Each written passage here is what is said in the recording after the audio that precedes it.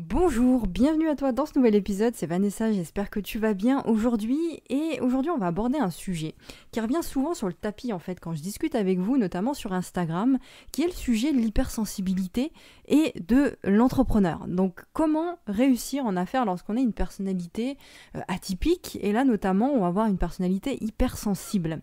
Alors l'hypersensibilité, déjà on rentre dans le vif du sujet, alors l'hypersensibilité c'est souvent perçu comme un fardeau par les personnes elles-mêmes qui le sont et aussi par leur entourage. Mais on va voir ici qu'il y a de nombreux avantages à être un entrepreneur hypersensible et j'espère que tu vas tirer le plus grand bien de cet épisode aujourd'hui.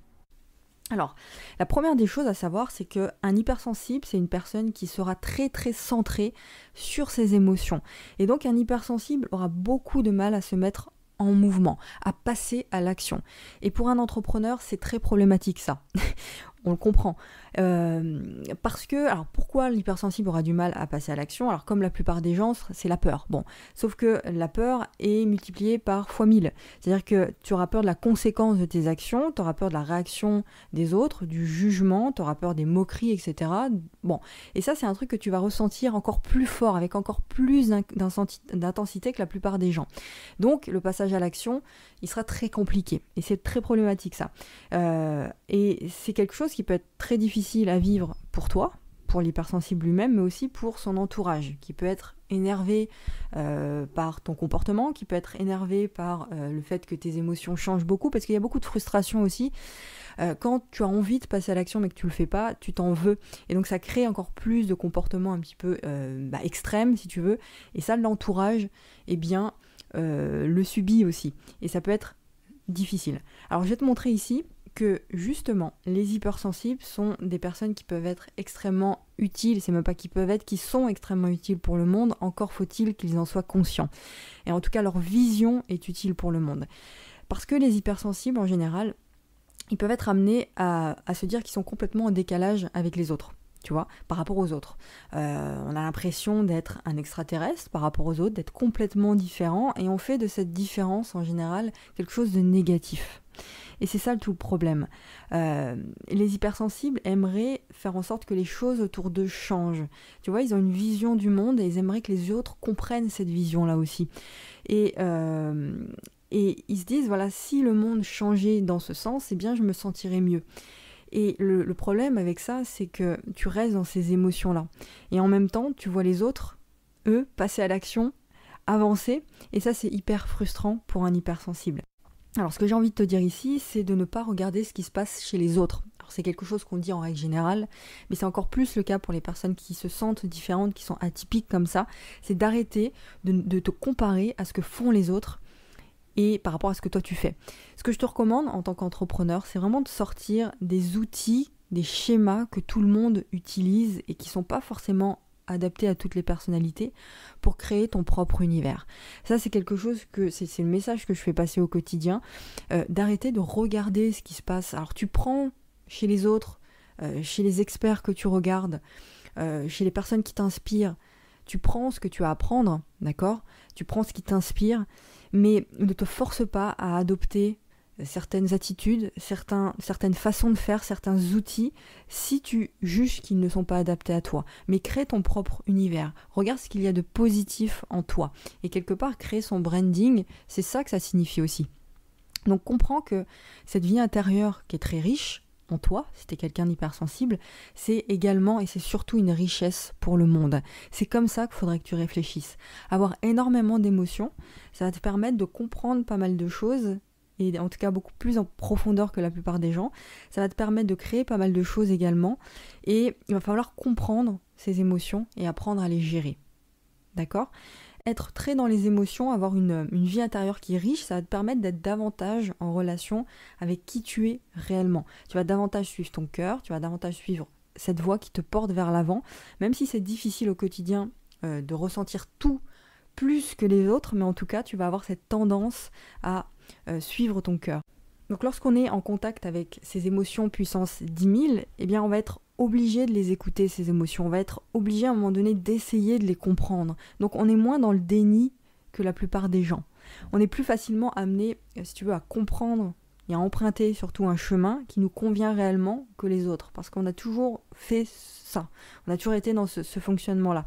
Donc on va se poser des questions qui sont existentielles que la plupart des gens ne se soucient même pas. Tu vois, et ça dès le plus jeune âge. Ensuite, le défi à relever pour un hypersensible, c'est de matérialiser cette richesse intérieure dans le concret. D'accord ? Donc, essayer de passer à l'action. Et c'est ça le plus compliqué pour un hypersensible. Déjà, c'est ça le plus compliqué pour la plupart des gens. Alors, imaginez pour un hypersensible, et je vois des entrepreneurs qui sont très perchés dans leur façon de communiquer, dans les mots qu'ils emploient. Donc, cette profondeur, cette richesse intérieure, c'est très bien, mais à un moment donné, quand tu entreprends, quand tu fais passer ton message, faut aussi redescendre un petit peu et utiliser des mots, des concepts que tout le monde, enfin que les gens peuvent comprendre. Et c'est le défi des entrepreneurs aujourd'hui qui veulent faire passer leur message, des entrepreneurs hypersensibles, c'est d'apprendre à redescendre et à créer du concret. Voilà, ça c'est vraiment le défi d'un entrepreneur hypersensible. Et comment on fait ? Tout simplement en comprenant déjà que tes émotions, ce sont tes amis et non tes ennemis. Ça, c'est la première des choses, c'est la plus importante. Et la seconde chose, c'est en essayant de mettre des mots simples et concrets sur ce que tu ressens. Mettre des mots, ça signifie ne plus vouloir subir ces émotions uniquement, mais vouloir en faire quelque chose de concret et de créatif. Je répète, mettre des mots, ça signifie ne plus vouloir subir tes émotions, mais en faire quelque chose de concret et de créatif. Et c'est tout le défi, encore une fois, d'un hypersensible, c'est le défi quotidien d'un hypersensible, et c'est tellement important de faire ça, de le faire consciemment, d'accord ? Et ne plus subir. Un autre avantage dont je voulais te parler, d'hypersensibilité, surtout dans les affaires, dans le business, c'est du point de vue relationnel. En général, l'hypersensible va être davantage à l'aise lorsqu'il est seul, ou lorsqu'il travaille avec une seule personne, en tête-à-tête, si tu veux. Et donc tu vas être beaucoup plus capable, plus que quelqu'un d'autre, en tout cas, de comprendre la personne avec qui tu travailles. Si tu fais du coaching, par exemple, eh bien, ça va être ton cas. Tu vas connaître plus intensément, en tout cas, tu vas avoir cette capacité d'entrer plus en connexion avec la personne que le ferait quelqu'un d'autre.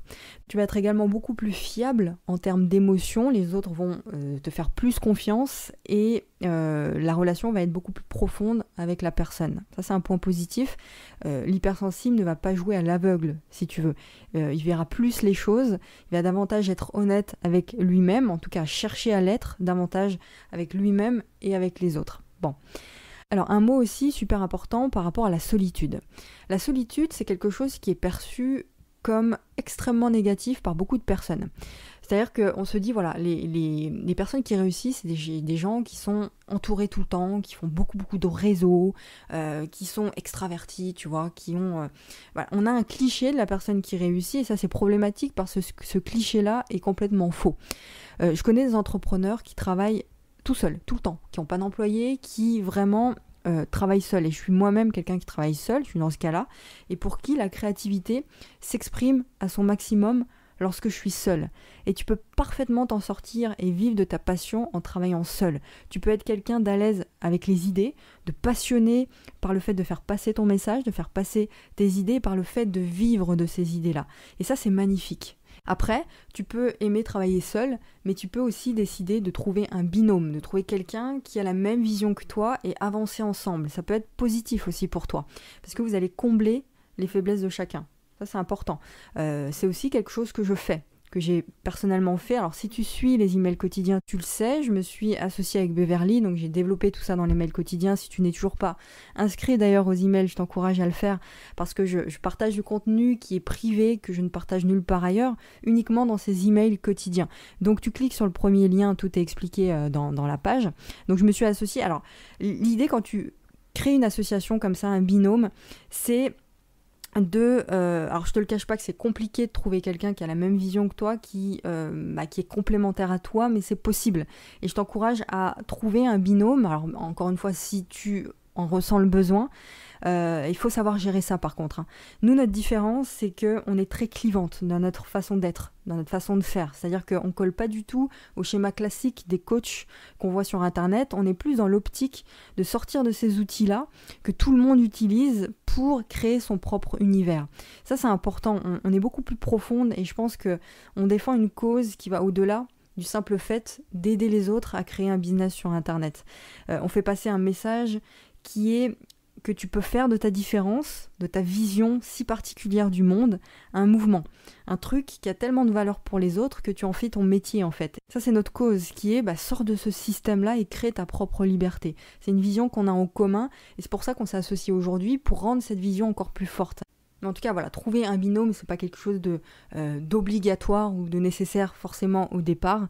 D'ailleurs, l'idée de mon point de vue ici, de ce point, c'était de te faire comprendre que la solitude, c'est quelque chose de positif parce que ta créativité s'exprime principalement dans la solitude. Donc c'est un avantage qu'il faut pas mettre de côté.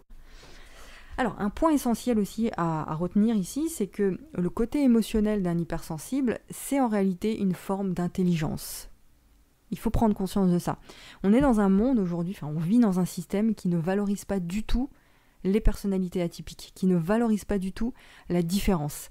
Et ça, c'est problématique parce que ça n'encourage pas les entrepreneurs qui se sentent différents, justement, les hypersensibles, à s'exprimer, à se sentir mieux, à valoriser leurs idées. Parce que, en étant minoritaire, on se dit, je vais pas partager mes idées parce que les autres, de toute façon, comprendront pas. Et ça, c'est un problème. Parce que cette intelligence émotionnelle, lorsque tu entreprends, lorsque tu as envie de faire rayonner ton message sur Internet, lorsque tu veux faire passer tes idées, lorsque tu veux vendre tes compétences à travers des formations ou du coaching, tu dois utiliser cette intelligence émotionnelle. Ça, je l'ai déjà dit, tu as un atout parce que la majorité des gens n'utilisent pas cette intelligence. Ils restent dans le rationnel, dans la technique, dans le terre-à-terre, si tu veux. Or, ce qu'il faut pour vendre, ce qui fait vendre, ce sont les émotions. Et si toi, tu as cette intelligence émotionnelle, tu as un cran d'avance sur les autres. Ça, c'est un atout phénoménal. Cette intensité intérieure, en fait, c'est une réelle richesse qu'il faut utiliser, qu'il faut que tu travailles. Et il ne faut pas uniquement s'arrêter sur le côté négatif de l'hypersensibilité. En général, les personnes hypersensibles, ça bouillonne à l'intérieur. Et ce sont des entrepreneurs qui sont très tournés vers la psychologie, la spiritualité. Et le fait que tu t'intéresses à ça, c'est quelque chose qui va te servir toute ta vie. Tu vas être davantage dans l'empathie, tu vas être davantage capable de mettre des mots sur ce qui se passe en toi, sur ce qui se passe dans le monde, à l'extérieur. Donc tu vas développer une vision du monde qui est très intéressante et qu'il faut réellement exprimer. Tu vois, parce que le monde en a besoin de ça. De tes mots, de ta créativité, de ta création de contenu, de ta vision. Ça, c'est intéressant pour le monde. Et c'est ce que je dis dans ma fameuse phrase « Paye-toi le luxe de choisir », c'est de ça aussi dont je parle. C'est-à-dire que tu as le choix d'exploiter ton potentiel, d'exploiter ton hypersensibilité comme un outil exceptionnel ou non. C'est un choix que tu dois faire. Une fois que tu as compris que c'est quelque chose que tu peux tourner à ton avantage et que tu avances avec cette idée-là en tête, eh bien ta vision du monde va changer, ta vie va changer, ta façon d'être et de voir la vie change et inspire les autres autour de toi. Une fois que tu as compris ça, tu auras cette paix à l'intérieur de toi, que les autres n'ont pas. Parce que toi, tu as compris ce que tu dois faire et comment tu dois transformer ta différence en force. Dernière chose, très importante, être différent est une arme exceptionnelle dans ce monde. C'est une arme exceptionnelle. Ce qui est un danger, à l'inverse, c'est de vouloir absolument être comme tout le monde. Ça, c'est un danger, de vouloir être dans un moule. Parce que si tu t'arrêtes à vouloir absolument faire comme tout le monde et suivre le troupeau, tu auras une vie qu'à le troupeau, tout simplement. Par contre, si tu prends la décision de t'accepter, d'être pleinement toi-même, sans chercher à faire comme les autres, si tu décides et que tu acceptes que tu peux travailler différemment, seul ou en binôme, peu importe, mais travailler différemment et te concentrer sur ton message, te concentrer sur tes idées et de partager ta vision du monde, tu auras un mérite qui est d'être resté authentique dans ta vie et de vivre la vie comme tu l'entends. Et c'est ça qui est le plus important. Donc il faut accepter la personne que tu es, ta façon d'être. Ne te laisse pas avoir par le système, ne te laisse pas avoir par ce monde d'apparence qui nous entoure, ne te laisse pas avoir par ce monde d'apparence, par ce système qui dévalorise les personnes différentes, qui dévalorise les personnes qui pensent, qui dévalorise les personnes qui sont sensibles, qui sont introverties, qui ont une vision du monde différente. Pourquoi est-ce qu'on dévalorise ces personnes-là ? D'après toi, la réponse est simple, je le dis pratiquement à chaque podcast. Parce que ce sont ces personnes-là qui changent le monde. À l'inverse, le système ne veut pas que tu changes le monde. Le système, ce qu'il veut, c'est que tu suives le troupeau, c'est que tu restes un gentil humain, un gentil salarié qui ne pense pas, qui fait comme ce que font la majorité des gens. Voilà, c'est ça que veut le système. Il veut pas que tu penses le système. Il veut juste que tu obéisses et que tu fasses tout le temps la même chose. Donc sors de ça, en fait, de ce système-là, ne te laisse pas coincer par ce monde d'apparence. Ce que tu dois l'offrir au monde, point. Voilà, et tu es comme tu es, et si tu es comme ça aujourd'hui, c'est qu'il y a une raison, c'est que tu dois faire quelque chose de ça.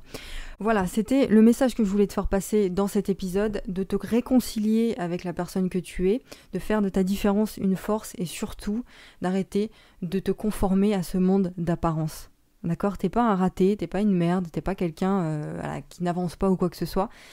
Aujourd'hui, si tu n'avances pas dans ton projet, c'est parce que tu t'identifies trop à ce système. Tu te juges toi-même par rapport à ce système. Tu te rejettes par rapport à ce système. Et ça, c'est très triste. Il faut vraiment arrêter avec ce mode de pensée si tu veux réussir dans ton domaine, si tu veux que ton entreprise fonctionne. Permets-toi d'avancer en te détachant de tout ce système. Accepte-toi, sois ton meilleur ami et fais-le vraiment. Voilà. Ça a fonctionné pour moi avec un travail au quotidien, mais je te garantis que ça vaut le coup. Crois-moi, donc efforce-toi de faire ce travail-là pour toi uniquement. Voilà, j'espère que cet épisode a pu t'aider. N'hésite pas à le partager avec les autres sur les réseaux sociaux. Et puis n'hésite pas aussi à t'abonner à ce podcast. Si tu es sur YouTube, tu cliques sur le bouton s'abonner, le bouton rouge tout simplement. Si tu es sur les autres plateformes de podcast, tu t'abonnes également pour suivre l'évolution du podcast. Et puis dernière chose, comme d'habitude, si tu n'es toujours pas abonné privé, tu cliques sur le premier lien dans la description et tu t'inscris gratuitement pour recevoir mes leçons quotidiennes par mail. J'envoie un mail par jour à mes abonnés privés. Donc si tu n'es toujours pas abonné, tu cliques sur le premier lien, c'est gratuit. Et donc je te retrouve demain dans l'email du jour et puis la semaine prochaine pour le prochain épisode du podcast. Gros bisous, à très vite.